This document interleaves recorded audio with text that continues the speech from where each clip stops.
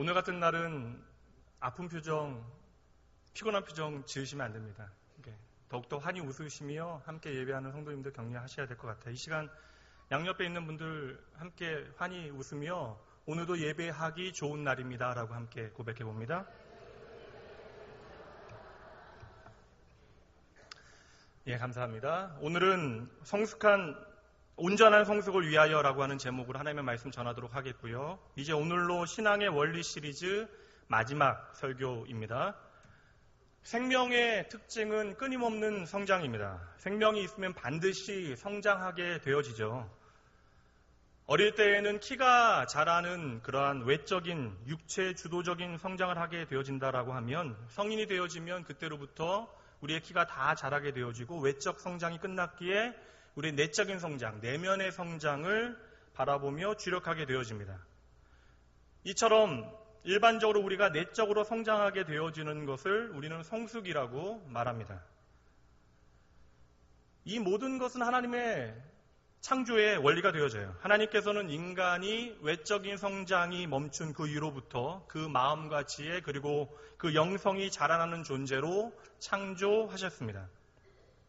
여러분 잘 아시는, 읽어보지는 못했더라도 그 이름이라도 다 들어서 알고 계시는 대지라고 하는 소설 아시죠?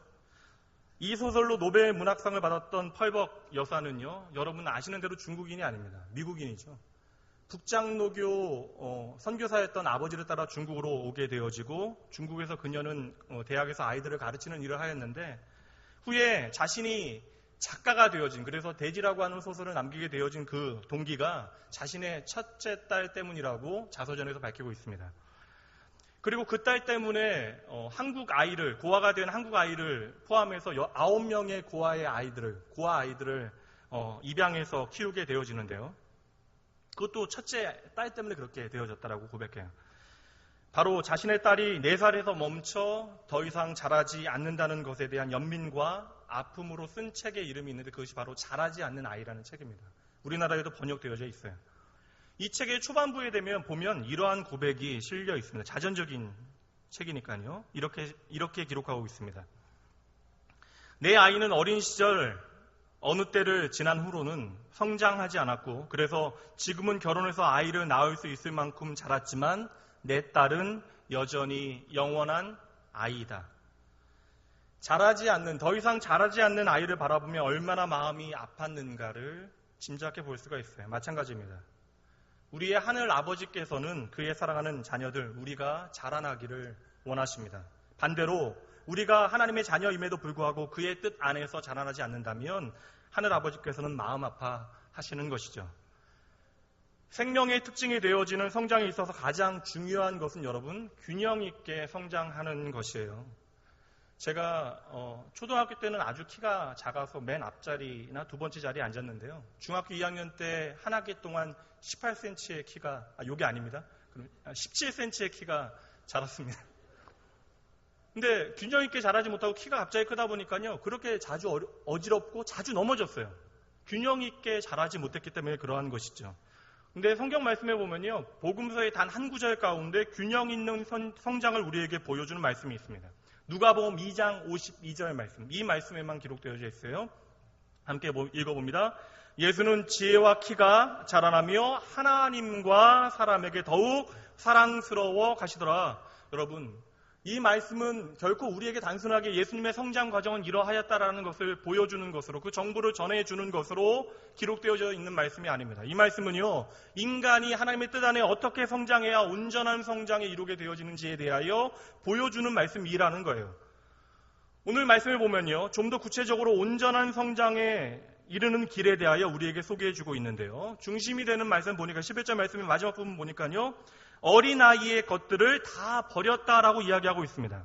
먼저 여러분, 말씀을 나누기 전에 이 개념에 대해서 여러분 잘 이해하셔야 돼요. 이 말씀은 단순히 어린아이의 것들을 다 버리게 되어지면 우리가 성인이 되어진다라고 하는 것을 말씀하고 있는 것이 아니에요.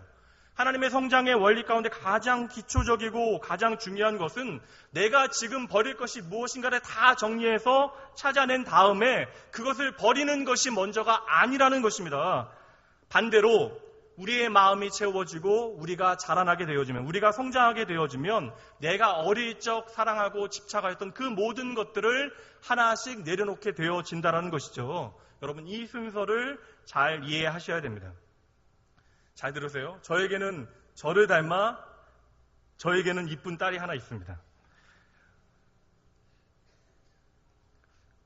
지금도 꽤 말을 잘 듣긴 하지만 이제 14살이 돼서 중학교에 들어가서 외계인이 되어졌죠. 외계인과 중학생이 공통적인 것은 말이 안 통한다는 거예요. 이제 그 아이가요, 한 4살부터 한 12살까지는 너무나 착했거든요. 근데 2살까지는 그 아이가 그런데 너무나 심하게 울었습니다. 밤에 1시간을 제대로 다 자지 않을 정도로 계속해서 끊임없게 울었어요. 너무나 걱정이 되니까 아이를 데리고 소아과뿐만 아니라 소아 정신과까지 갔습니다. 특별한 이유는 없다는데 그렇게 많이 울었어요. 순교적 각오를 하고 아이를 돌봤습니다. 그런데요, 어머니에게 이야기를 들으니 유전이더라고요. 저도 그렇게 울었대요. 집주인이 이렇게 울면 집 나가라고 할 정도로 그렇게 울었답니다. 그래서 이제 목사님께서 한 번은 저를 장롱 안에, 돌도 안 된 아이를 장롱 안에 넣으셨다고. 예. 그때 상처가 남아있는 것은 아닙니다. 그런데 그렇게 울던 제 아이가 그때 목숨처럼 소중히 여기던 것이 있어요. 그것은 바로, 여러분, 딸랑이에요, 딸랑이. 주일학교 전사님한테 빌렸습니다. 하준이한테 돌려줘야 돼요. 이 딸랑이를 엄마, 아빠만큼 좋아했어요. 더 솔직히 얘기하면 순서가 엄마, 딸랑이, 그리고 아빠였습니다. 그런데 14살이 된 제 딸 아이는 더 이상 이 딸랑이를 거들떠 보지 않아요. 요즘 거들떠 보는 것은 김수현, 그다음 남수혁이라고 하는 그 남자 배우입니다.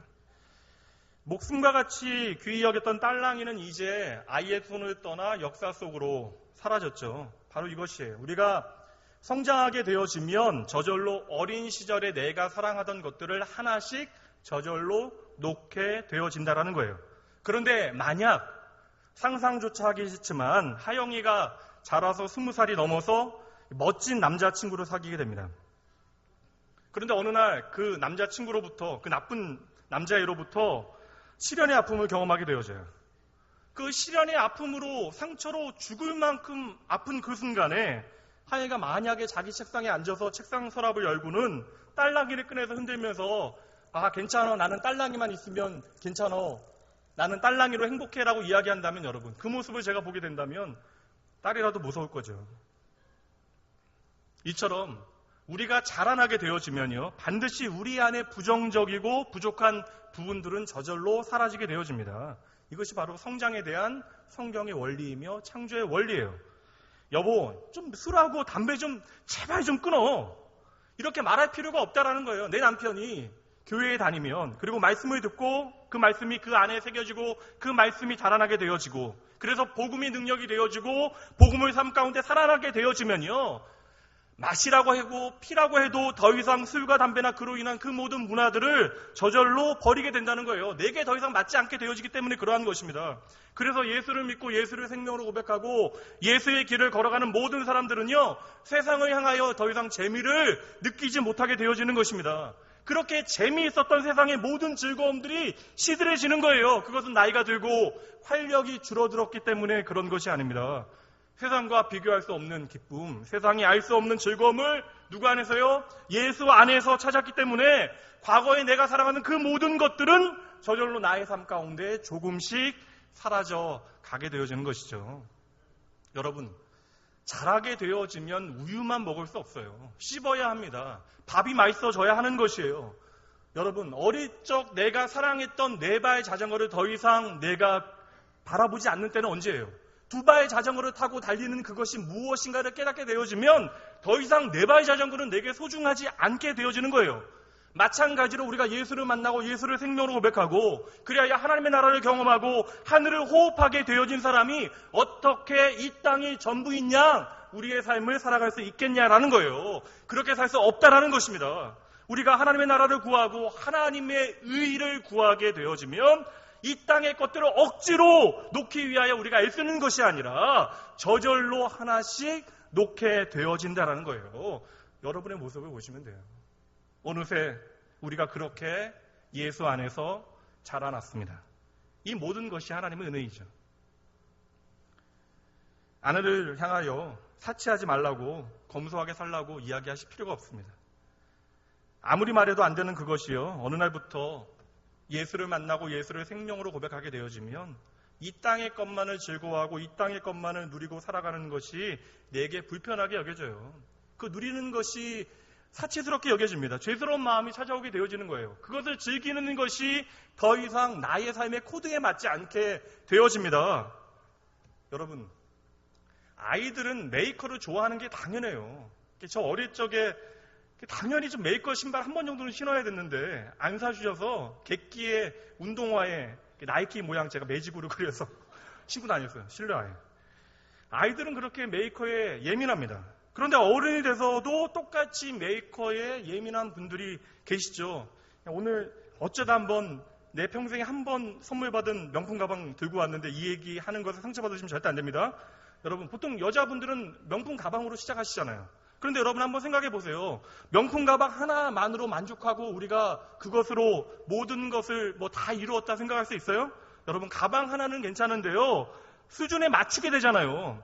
여러분, 루이비통이나 샤넬이라고 하는 그런 가방들 하나 들게 되면 그 샤넬이란 가방을 들고 루이비통이란 가방을 들고 나서 몸빼바지나 무릎 남은 그런 바지 입고 다니실 수 있어요, 여러분?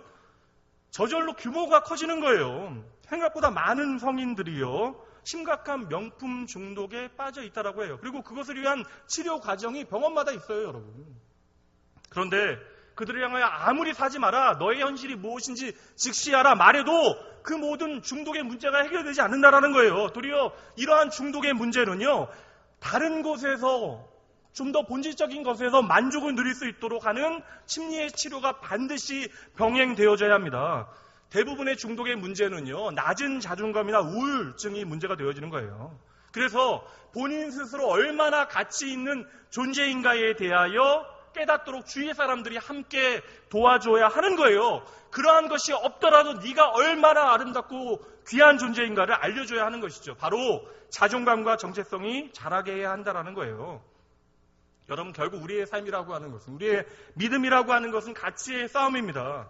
내가 가진 것이, 내가 입는 것이, 내가 사는 곳이, 내가 타는 차가 나의 가치를 높여준다라고 착각해서는 안 된다라는 거예요. 여러분, 무서운 것은 무엇입니까? 내 개인의 문제로 그치지 않고 그러한 나의 가치가 다른 사람들을 향하여 판단의 근거가 되어진다는 것이죠.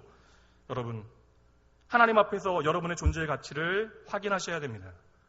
예수 그리스도의 십자가 앞에서 나의 생명의 가치를 깨닫게 되어질 때 우리가 어린아이일 때 우리가 좋아하던 것들을 하나씩 저절로 놓게 되어지는 거예요. 왜 그렇습니까?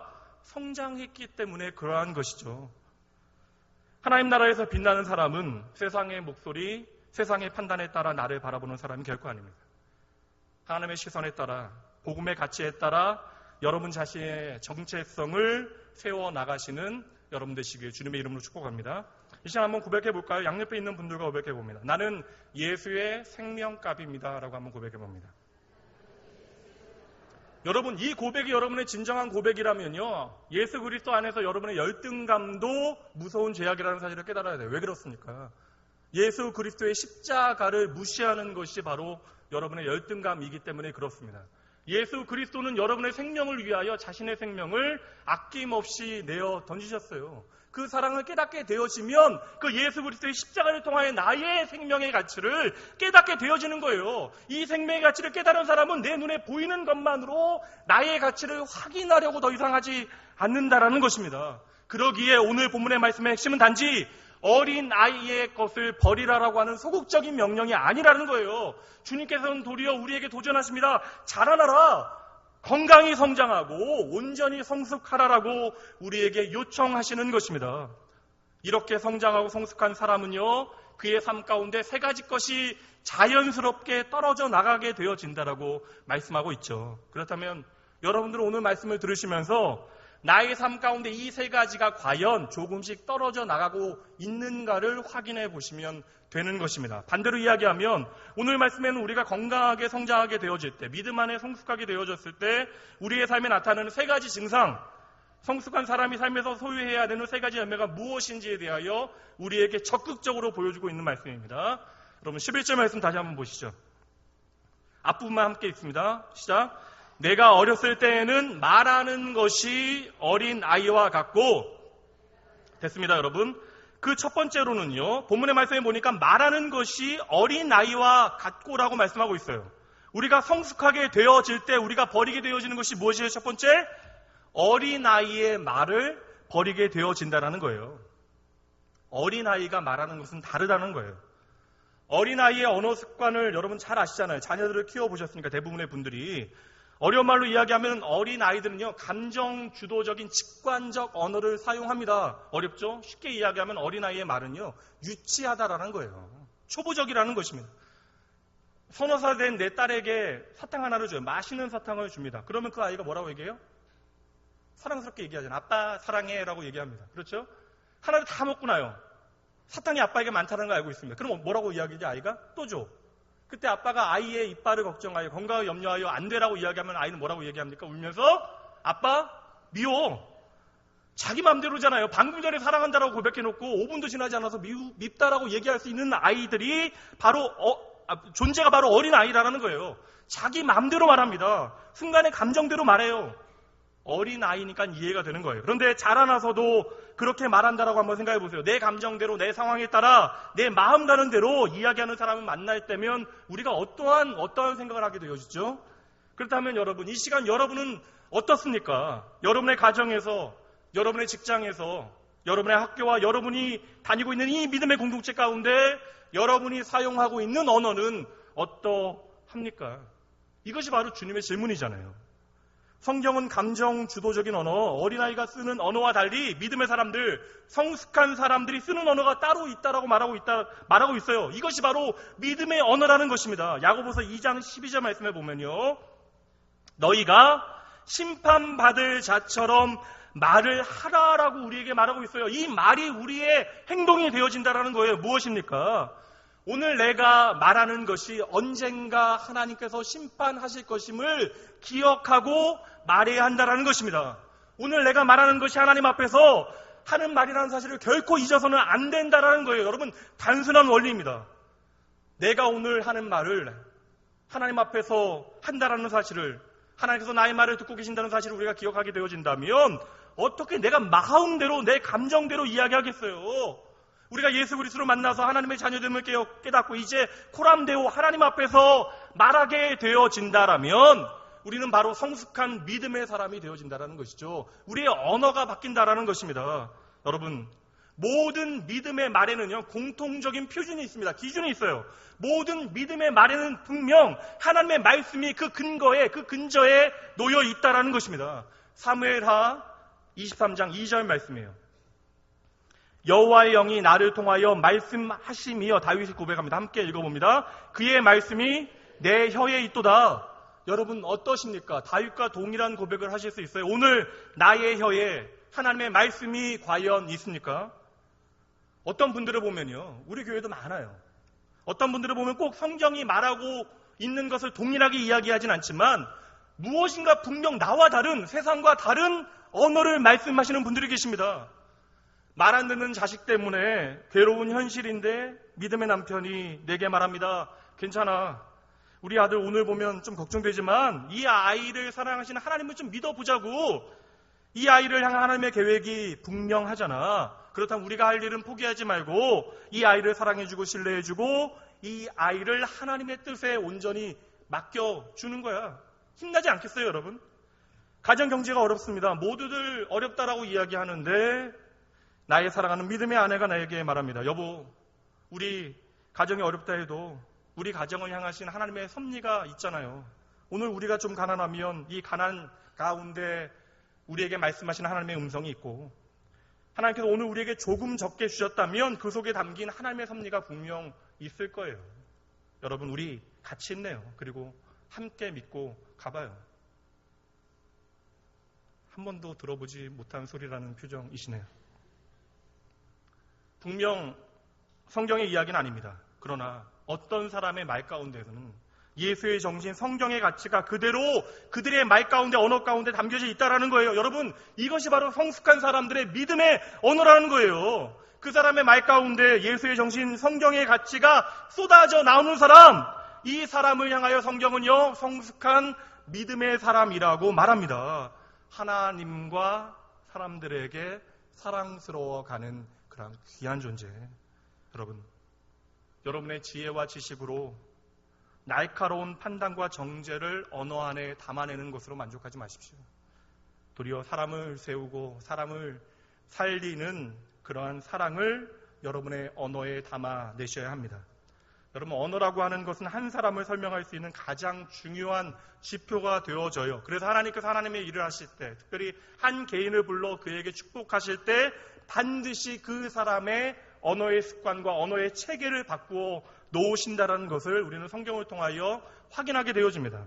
누가복음 1장 말씀에 보면요, 천사가 마리아에게 찾아오게 되어지죠. 그리고 마리아에게 하는 말이 무엇이에요? 그 유명한 아들을 낳으리니 이름을 예수라 하라. 이때 마리아의 반응이 1장 34절에 기록되어져 있어요. 마리아가 천사에게 말하되 나는 남자를 알지 못하니 어찌 이 일이 있으리이까? 사실이에요. 마리아는 지금 경험을 이야기합니다. 내가 남자를 알지 못하는데 어떻게 아이를 낳을 수 있겠습니까? 여러분, 타당한 말같이 보이지만 하나님의 말씀이 선포되어지고 있잖아요. 하나님의 약속이 그에게 전하여지고 있잖아요. 그런데 하나님의 말씀 앞에서 미숙한 언어를 사용하고 있다는 거예요. 여러분, 성숙한 언어 속에는 반드시 믿음의 근거가 나타나야 한다는 거예요. 말씀의 정신이 나타나야 한다는 것입니다. 그런데 마리아는 단지 사실만을 이야기하고 있는 거예요. 하나님의 말씀 앞에서 자신의 경험만을 이야기하고 있습니다. 하나님께서는 그러한 마리아의 언어를 가장 먼저 바꾸어 주십니다. 35절 말씀에 보면요, 성령이 내게 임하시고 지극히 높으신 이의 능력이 너를 덮으시리니. 여러분, 무슨 말이에요? 생각해봐라, 마리아야. 성령이 내게 임하신다면 이 모든 일이 가능하지 않겠니? 지극히 높으신 하나님의 능력이, 이 세상을 창조하신 하나님의 말씀이 네 안에 임한다 하면 이 모든 것이 이루어지는 것이 합당하지 않겠니? 라고 하나님께서 말씀하시는 거예요. 천사의 마지막 말이 37절입니다. 37절 함께 읽습니다. 대저 하나님의 모든 말씀은 능하지 못하심이 없느니라. 아멘. 그러자 드디어 마리아의 언어가 바뀌어집니다. 38절에 그 반응이 나와요. 38절 말씀, 마리아가 이르되 함께 읽습니다. 주의 여종이오니 말씀대로 내게 이루어지이다. 아멘. 하나님께서는 한 사람을 통하여 하나님의 일을 감당하실 때, 하나님의 일을 이루실 때 반드시 먼저 그 사람의 언어의 방식, 언어의 체계를 바꾸어 놓으신다라는 거예요. 여러분, 하나님이 행하시는 일이, 이 역사 가운데 행하시는 일이 얼마나 많아요. 이 역사 가운데 행하시는 그 많은 일 가운데 그 모든 일이 우리에게 축복이 되어지기 위해서는 그 하나님이 행하시는 일에 대한 우리의 고백이 중요하다는 것입니다. 그러기에 하나님께서는 우리를 통하여 어떠한 일을 행하실 때 반드시 우리의 고백을 먼저, 우리의 언어를 먼저 바꾸어 내시는 것이에요. 마가복음에 보면요, 어릴 적에 귀신 들린 자신의 아들을 아버지가 데리고 옵니다. 그리고 예수님을 향하여 아들의 치료를 부탁하며 이렇게 말하죠. 무엇인가 하실 수 있다면 이 아이를 고쳐 주옵소서. 그러자 예수님께서 강하게 말씀하십니다. 유명한 말씀이죠. 마가복음 9장 23절 말씀 함께 읽어봅니다. 예수께서 이르시되 할 수 있거든이 무슨 말이냐? 믿는 자에게는 능히 하지 못할 일이 없다. 그 다음에 바로 이어지는 것이 이 남자의 언어가 바뀌는 거예요. 24절 말씀입니다. 그 남자가, 그 아이의 아버지가 소리 질러 이르되 내가 믿나이다. 주님께서 하나님의 구원의 큰 일을 이루시는 바로 그 순간에도 하나님께서는 우리의 경험적이고 감정적인 언어를 바꾸시어 우리가 현상적인 언어만을 말하는 것이 아니라 믿음에 근거한 하나님의 말씀에 근거한 언어로 우리의 삶의 언어들을 반드시 바꾸어 내신다라는 거예요. 하나님의 약속의 말씀은 이렇게 분명하지만 그러나 오늘 나의 모습을 보면, 나의 현실을 보면 여전히 쉽지 않아요.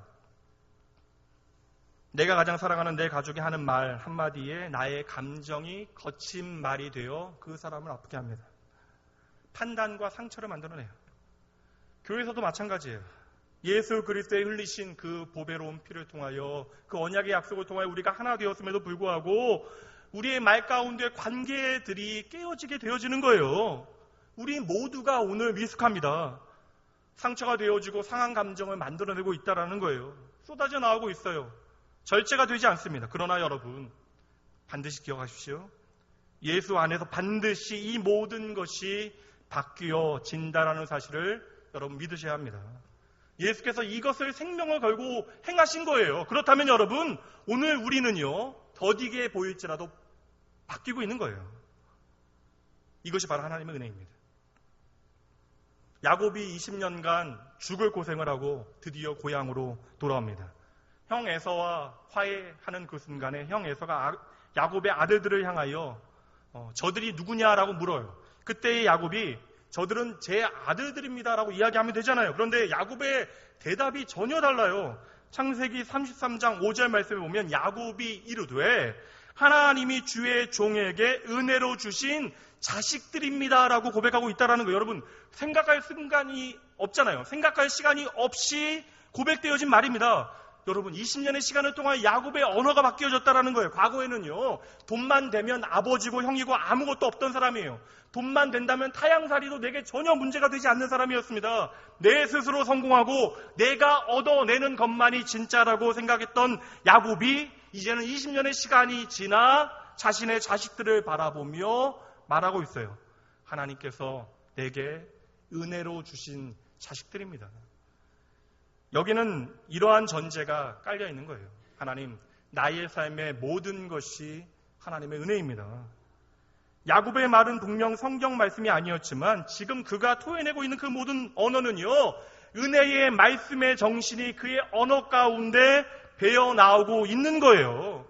하나님과 동행했던 20년의 시간을 통하여 그가 성숙한 믿음의 사람이 되어지고 있다는 증거입니다. 그 증거가 바로 그의 언어 가운데 나타나고 있는 거예요. 배어 나오는 것입니다. 그의 언어가 바뀌어진 거예요.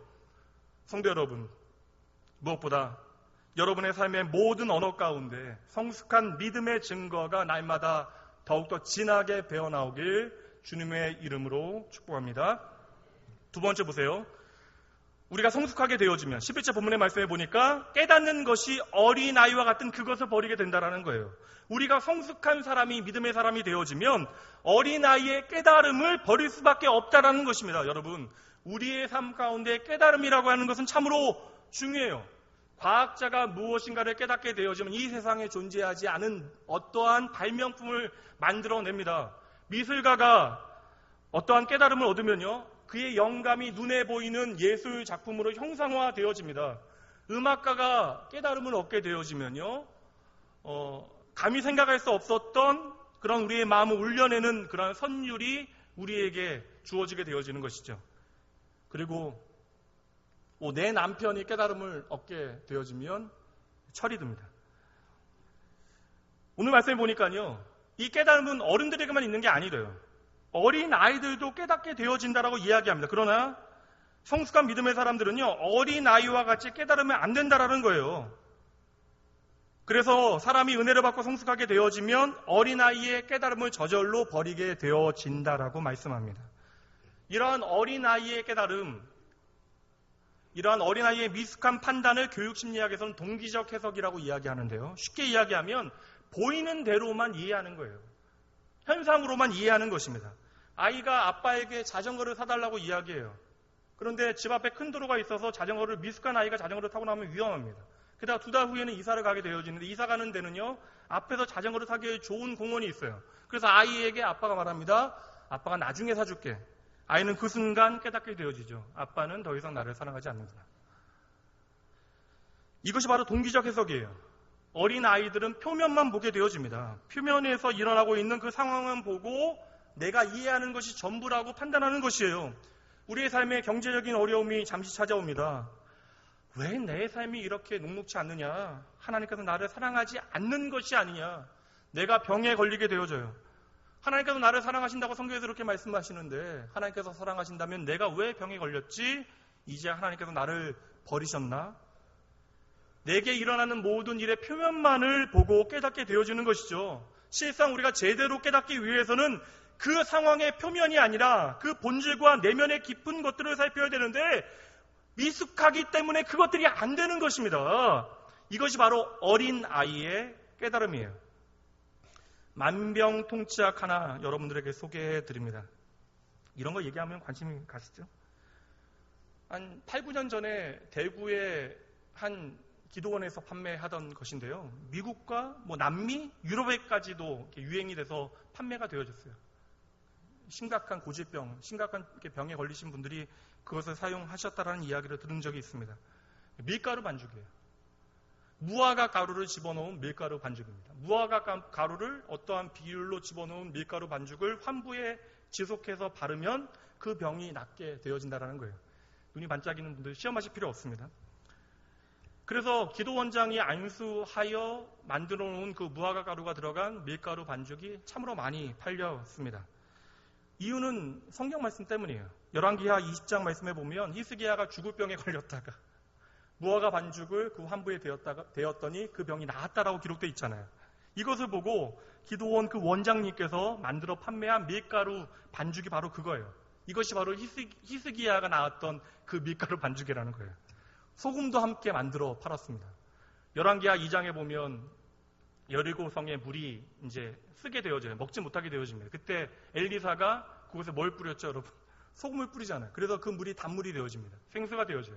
그래서 그 기도원에서 기도한 그 소금을 갖다가 물에 넣어서 마시고 음식에 넣어서 만들어 먹으면 병이 낫게 되어진다는 거예요.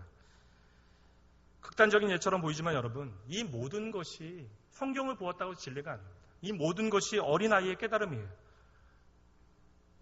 밀가루와 소금에 신통력이 있는 거예요. 그곳에 능력이 있는 것입니까? 아닙니다. 히스기야를 사랑하신 하나님, 여리고 백성들을 사랑하시는 하나님의 사랑이 그들에게 능력으로 나타난 것이죠. 단지 사람의 무지함을 하나님께서 너무나 잘 아셨기 때문에 하나님의 일하심을 제대로 바라보지 못하니 소금이라고 하는 그 밀가루 반죽이라 무화과 반죽이라고 하는 그러한 수단을 통하여 하나님께서 하나님의 사랑을 보여주신 것입니다. 그것이 도구예요. 그런데 중요한 하나님의 사랑은 그 본질은 온데간데 없고 겉에만 보이는 밀가루와 소금에 빠져버린 거예요. 그것이 히트 상품이 되어지고 사람들이 몰려드는 것입니다. 이 모든 깨달음이 어린아이의 깨달음이에요. 오늘 나의 깨달음은 이렇게 어리석지 않다라고 자신하시겠습니까? 벳세다 들판에서 오병이어의 기적이 일어납니다. 그러나 그 기적의 핵심은요, 어마어마한 고기와 빵이 아니에요. 그 고기와 빵을 먹었던 어마어마한 인파가 아닙니다. 그 기적의 핵심은 바로 생명의 떡이 예수라는 것입니다. 나의 생명의 떡이 되어지신, 나의 생명이 되어지신 예수 그리스도께서 너희 앞에 서 계시다라는 것을 그들에게 말씀하고 있는 거예요. 그 예수를 바라보면, 그 예수를 생명으로 만나면 생명을 얻게 되어진다는 것이 핵심이에요. 사람들은 환호합니다. 그 다음날에도 예수님을 향하여 몰려들어요. 그런데 그 이유에 대하여 성경은 정확하게 우리에게 설명하고 있죠. 요한복음 6장 26절 말씀에 보면 그들이 떡을 먹고 배부른 까닭이라고 말씀하고 있어요. 그날 벳세다 들판에서 오병이어의 본질, 생명의 주님을 만난 사람은 단 한 사람도 없었다라는 거예요. 그냥 부른 배에 만족한 것입니다. 여러분, 그들은 예수님과 함께 다 즐거워하고 있잖아요. 지금 그들은 예수 그리스도를 왕이라고 고백하고 있잖아요. 그런데 도리어 주님께서는 그들을 보며 애통히 여기시고 슬퍼하시고 심지어 울기까지 하십니다. 그날 그들은 보리떡만 바라본 거예요. 그날 그들은 생선의 양만을 바라보는 것입니다. 그날 그들은 같이 외치고 있는 인파의 숫자에만 매료되었던 것입니다. 그러나 그날 그들은 나를 사랑하시는 생명 되신 주님을 놓치게 되어진 거예요. 여러분, 이것이 바로 어린아이의 깨달음입니다.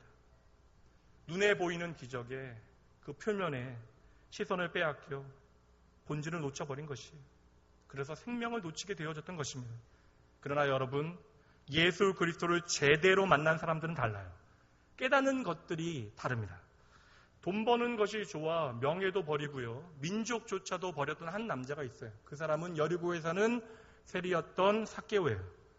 예수님께서는 뽕나무에 올라간 그의 이름을 부르시고 그를 만나셨습니다. 그러나 그의 삶 가운데 그 어떤 기적도 베풀지 아니하셨어요. 그저 그의 이름을 부르시고 함께 집에 들어가셨습니다. 말씀을 전하셨다라는 기록도 없어요. 그저 함께 식사를 하시고 하룻밤을 그의 집에서 머무신 거예요. 그런데요, 놀라운 사건은 예수님께서 다음날 떠나신 이후에 벌어집니다. 그처럼 나의 생명처럼 중요하게 여겼던, 그래서 나의 명예도 버리고 심지어 민족도 버렸던 그 재산, 그 물질을 아무렇지 않게 내어던지는 거예요. 재산의 반을 팔아서 가난한 자들을 돕기 시작합니다. 내가 토색한 일이 있으면 그것의 4배를 갚아주어요. 놀라운 변화의 현장이 그의 삶 가운데 펼쳐집니다. 왜 그래요, 여러분? 저는 그 이유를 알 것 같아요.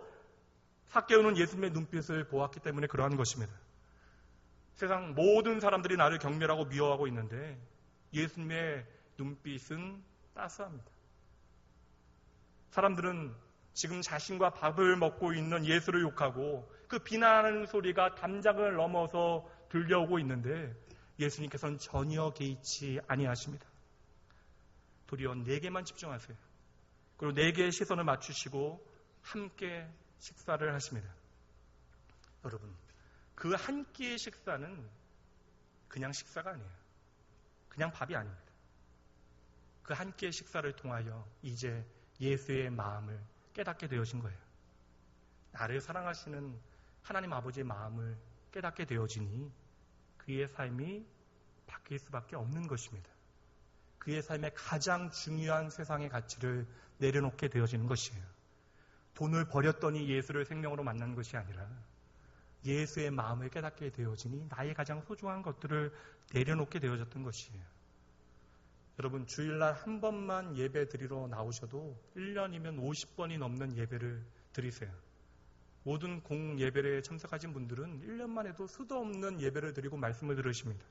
그러나 우리가 여전히 우리의 삶에서 벌어지는 표면적인 현상에만 집중하게 되어진다면 오늘 여러분의 삶을 향하신 하나님의 마음, 그 본질을 이해하실 수 없다라는 것이죠. 그렇다면 오늘 우리는 여전히 미숙한, 그래서 성장이 필요한 어린 아이가 되어지는 것입니다. 한 어르신께서 70이 넘으신 분 같은데 제 손을 잡으시며 은혜 받았다는 이야기를 하시더라고요. 여러분, 은혜를 받았다라고 하는 것은요, 예수의 마음을 깨닫게 되어졌다는 것입니다. 그렇다면 여러분, 하나님께서는 그 어르신을 70년 동안 그냥 버려두셨다가 그날이 되어서야 하나님의 사랑을 보여주신 것일까요? 아니죠. 하나님께서는 70년 동안 그 어르신을 사랑하셨는데 그때까지 하나님의 마음을 깨닫지 못한 것입니다. 그러다 어느 날 하나님의 사랑을 깨닫게 되어진 것이죠. 이제 하나님의 사랑을 온전히 깨닫게 되었다면 그 어르신의 삶도 그날로부터 계속해서 변화되어질 것입니다. 여러분, 왜 창조주 하나님께서 시간과 공간이라고 하는 이 세상의 모든 제약 가운데 들어오셨습니까? 왜 하나님께서는 애통하며 우리를 위하여 우셨고 왜 저주의 나무에 기꺼이 달려 자신의 생명을 버리셨습니까? 성경의 모든 기록에는요, 하나님의 눈물이 가득합니다. 말씀을 통하여 이 눈물의 의미를 깨달은 사람은요, 하나님의 사랑은 날마다 고백할 수밖에 없게 되어지는 것이죠. 이렇게 하나님의 말씀의 모든 기록을 통하여 나를 향한 하나님의 사랑을 깨달은 사람만이 예수님으로 행복한 사람, 예수님으로 행복한 교회인 것입니다. 마지막으로요, 11절 말씀 세 번째 나오는 것을 보십시오. 생각하는 것이 어린아이와 같다라고 말하고 있어요. 성숙한 사람은, 그러한 믿음의 사람은 어린아이의 생각하는 방법, 그것을 버리게 되어진다는 거예요. 여러분, 어린아이의 사고의 특징은요, 자기중심적인 생각을 한다는 거예요. 아이들은 여러분, 이기적일 수밖에 없어요. 그것은 당연한 것입니다. 3살짜리 아이가 내가 좋아하는 딸기를 우리 아빠도 좋아한다는 사실을 깨닫고, 아빠, 나는 딸기 좋아하지 않으니 아빠 다 드세요 라고 이야기한다면 여러분, 걔도 무서운 애예요. 그러나 아이가 자라게 되어지면요, 자기중심적 사고에 다른 사람들을 조금씩 집어넣게 되어지는 것이죠. 9년 전에요, 제 생일에 집에 들어가니까 책상 위에 선물이 하나 놓여져 있는 거예요. 5살짜리 제 딸이 아빠의 생일이라고 올려놓은 선물입니다. 예, 그래도 잘한 거예요. 그런데 하필 포장지가 제가 이렇게 학교에 내야 되는 이렇게 리포트 겉표지를 뜯어서 그림을, 제 얼굴을 그림을 그려서는 그것으로 선물을 포장한 거예요. 예, 말이 포장이지 그냥 구겨놓은 겁니다. 테이프 하나 붙여놓고요. 그 안에 선물을 열어보니 돌멩이 2개가 들어있더라고요. 그 당시에 제 딸은 이렇게 집 주위에 있는 수석 수집에 열을 올렸습니다. 정말 고마웠어요. 그러나 돌멩이는 돌려줬습니다. 우선은 주고도 아까워하는 눈빛이 보였고요. 둘째는요, 제게 전혀 필요하지 않기 때문에 돌려준 거예요. 아이는 아이죠. 아빠가 원하는 것이 무엇인지를 전혀 깨닫지 못합니다. 내가 좋아하는 것을 상대방이 좋아할 것이라고 착각하고 있는 거예요. 그렇게 이해하고 있는 것입니다. 그런 아이가 자라서요, 지난 제 생일에는 양말을 선물했습니다. 양말이라고 하니까 마음이 와닿지. 고급 양말을 선물했습니다. 오늘 제가 신고 왔어요. 새 것을 뜯어서. 너무 아까워서 이렇게 뜯지도 못해요. 오늘 신고 왔어요. 말씀을 준비하다 오늘 신어야 되겠다 생각하고. 고급 양말. 제가 좀 양말에 집착합니다. 그래서 애가 이제 자라게 되어지니까요, 아빠가 좋아하는 것이 무엇인지를 이제 알게 되어지는 거예요. 그것을 선물하고 함께 즐거워합니다. 여러분, 우리가 예수 안에서 성장하고 성숙하게 되어지면요, 우리의 생각은 변화되어질 수밖에 없는 거예요. 그 외연이, 사랑의 외연이, 그 이해의 외연이 나에게 국한되어졌다면 이제는요, 무한대로 늘어나게 되어지는 것입니다. 예수 그리스도의 사랑을 만나면 그 십자가의 은혜가 무엇인지 깨닫게 되어지며, 오늘 말씀은 고린도전서 13장 말씀에 있잖아요. 이 사랑은 우리에게 불가능한 것입니다. 그러나 십자가의 예수 그리스도를 만나게 되어지면, 그 사랑 안에 우리가 녹아들게 되어지면 이러한 사랑을 우리도 이제 할 수 있게 되어진다라는 거예요. 마지막으로 제가 부끄러운 고백 하나 하고 말씀 마치도록 할게요. 꽤 오래 지난 일이지만, 하루는 제 아내가 다림질을 하다가 제가 아끼는 셔츠를 이렇게 뭐라고 그러지? 눌러 먹었어요. 눌러 먹다는 표현을 뭔지 아시나요? 제 옷에 다리미의 표식을 영원히 남겼다는 거예요. 그래서 아내에게 짜증을 냈습니다. 조심 좀 하지. 한두 번 다려. 이건 이제 여러분들에게 얘기는 목사의 톤이고요. 이렇게 심한 좀 약간 얘기들을 한 것 같아요. 아내가 상처받을 만한. 뭐 많이 들어본 얘기잖아요, 여러분들. 그렇게 티격태격 하다가 마음 상해서 집에서 나왔어요. 그리고 교회에서는 이렇게 거룩한 목사인 척 하면서 성경 공부하면서 남편 중에 한 권사님께서 이런 얘기 하시더라고요. 남편이 안수 집사님인데 남편 때문에 울었다라는 거예요. 저는 적어도 아내를 울리진 않았잖아요. 며칠 전에 운전을 하다가 남편이 이제 뽑은 지 한 달도 되지 않은 차를 운전하고 가다가 이렇게 앞에 멈춰 있는 차를 이렇게 갔다가 이렇게 박았대요. 차를 바꾼 지 한 달도 되지 않은 거예요. 놀란 마음에 이렇게 대시보드를 열어서 그 안에 이제 등록증과 보관함에서 이제 카드를 이제 보관해 있는 그런 슬립을 이렇게 찾았는데, 그곳에 굵은 사인펜으로 쓰여져 있는 메모를 먼저 보게 되었답니다. 그것은 이렇게 쓰여져 있었대요. 여보, 만약 사고가 난다면 걱정하지 말고 차분히 보험회사와 경찰서에 먼저 연락을 하시오. 그리고 나서 나에게 연락해 줘. 반드시 꼭 기억해 주셔야만 합니다. 내가 사랑하는 것은 이 차가 아니라 당신이라는 사실을. 한 남자는 아침에 아내에게 쪼잔하게 다림질 실수했다고 짜증을 냈는데, 이런 남자는 정말 반칙이잖아요. 좀 뭔가 캐보면 흠이 분명히 있을 거예요. 양심이 있다면 회개해야죠. 제 아내는 그날까지 저를 위하여 날마다 옷을 빨고 다리고 단 한 번의 실수도 없이 항상 제 옷을 준비해 주었습니다. 그런데 그날 아침 아이를 돌보다 단 한 번 제 옷을 눌러 먹었다고 해서 그 실수로 제 모든 감정을 담아 아내에게 혈기를 부린 거예요.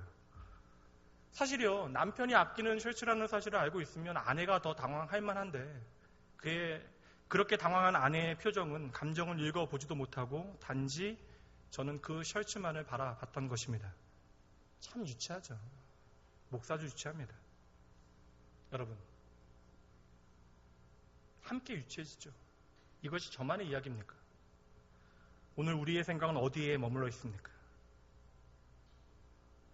우리가 모든 상황 가운데 여전히 내 중심의 판단만 하고 있다라고 하면 우리의 몸이 비록 어른이 되어졌다라고 한들 하나님께서 보시기에는 우리는 여전히 반드시 자라나야만 하는 어린아이라는 것이에요. 당장 오늘 우리의 모습을 바라보면 때로는요, 답이 없는 순간들이 있어요. 그러나 여러분, 이 시간 여러분이 하나님의 부르심 앞에 진정으로 하나님을 예배하고 그 말씀을 통하여 여러분의 삶을 비추어 보고 그분의 마음을 그 가운데 깨닫게 되어지면 여러분의 생각이 반드시 바뀌게 되어질 것입니다. 오늘 우리는 사람들의 시선에 대해서는 그렇게 왜 신경을 많이 쓰면서 하나님의 시선은 왜 두려워하지 않는지 모르겠어요. 우리 가족이 함께하는 그 모든 시간, 여기에 하나님께서 함께 하신다는 사실을 우리가 깨닫게 되어진다면 우리가 어떻게 그리 판단하고 그리 대할 수 있겠습니까? 이 믿음의 공동체 가운데 남변도회, 우리 여전도회, 권사회, 모든 교사회, 이 모든 모임 가운데 하나님께서 우리와 함께 하신다는 사실을 깨닫는다면 우리가 어떻게 그리 행할 수 있겠어요? 우리가 홀로 있는 그 순간, 교회에서 정말 열받는 일이 있어서 그 사건 때문에, 그 사람 때문에 실컷 욕하고 싶은 그 순간, 아무도 보지 않는 그 순간, 하나님께서 나와 함께 하신다는 사실을 우리가 인식할 수 있다라고 하면, 깨닫는다면 도리어 우리는 그 순간 하나님의 마음을 고백하게 되어질 것이죠. 여러분, 어려운 일처럼 보이지만 어려운 일이 아니에요. 하나님께서 우리와 함께 하십니다. 임마누엘은 변치 않는 하나님의 약속이고 예수 그리스도의 이름입니다. 하나님께서 나와 함께 하시고 하나님께서 내가 하는 모든 말을 듣고 계신다는 사실을 우리가 인식하기만 해도요, 우리의 삶에는 분명한 변화가 시작되어질 것입니다. 여러분, 결코 잊지 마십시오. 하나님께서는 이 시간 우리를 보고 계시고요, 우리를 듣고 계십니다. 참으로 감사한 것은요, 우리가 이토록 엉망인데도요, 지금까지 참아내신 하나님을 여러분 기억해내셔야 돼요. 우리가 그 하나님을 기억해낸다면, 생각한다면 우리의 삶이 변하지 않을 수 있겠습니까? 내가 사랑하는 가족에게 나를 당연히 이해해 줄 것이라고 생각해서 혈기를 부린다면 여기에 하나님께서 기뻐하시는 믿음의 역사는 없습니다. 사랑하는 성도들 사이에 독한 말들과 경건치 않은 선하지 못한 태도가 나타난다면 거기에는요, 하나님을 향한 참된 예배는 없는 거예요. 만약 우리가 예수를 생명으로 고백하면서도 우리의 언어가 어린아이와 같고 우리의 이해가 여전히 어린아이와 같고 우리의 생각이 어린아이와 같다면 도대체 우리가 만난 십자가의 예수 그리스도는 과연 누구입니까? 이 시간 말씀을 통하여 여러분의 삶을 반드시 돌아보셔야만 합니다. 오직 예수 그리스도의 복음만이 우리를 돌아보게 하는 거예요. 오직 그 십자가의 사랑만이 나와 내 가정과 이 교회와 사회를 변화시키는 것입니다. 우리의 삶에서 예수의 가치, 십자가의 사랑의 능력이 나타나게 소원하며 이 시간 우리가 함께 찬양하며 하나님 앞에 회개하고 결단하는 시간을 갖도록 하겠습니다. 이 시간 하나님께서 찾으시는 바로 그 한 사람이 되셔야 돼요. 오직 그 은혜 안에서 온전케 되어질 하나님의 일을 소망하십시오. 이 시간 함께 찬양합니다.